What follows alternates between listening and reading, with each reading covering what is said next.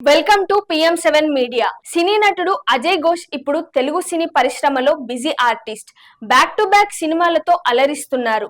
ముఖ్యంగా రంగస్థలం సినిమాతో తెలుగులో విపరీతమైన పాపులారిటీని సంపాదించుకున్నాడు. ఇటీవల ఓ ఇంటర్వ్యూలో ఆయన మాట్లాడుతూ తన సినీ కెరియర్, పర్సనల్ లైఫ్ గురించి ఆసక్తికర విషయాలను పంచుకున్నారు.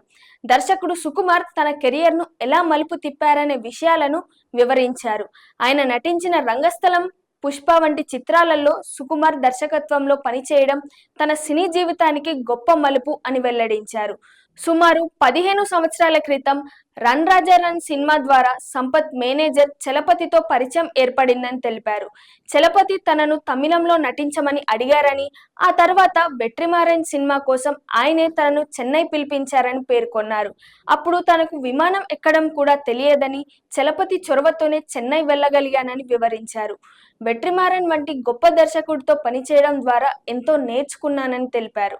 ఈ తమిళ సినిమా విడుదలైన తర్వాత దర్శకుడు సుకుమార్ ఆ సినిమా చూసి తనను రంగస్థలంలో ఓ ముఖ్య పాత్ర కోసం ఎంపిక చేశారని అజయ్ ఘోష్ వెల్లడించారు.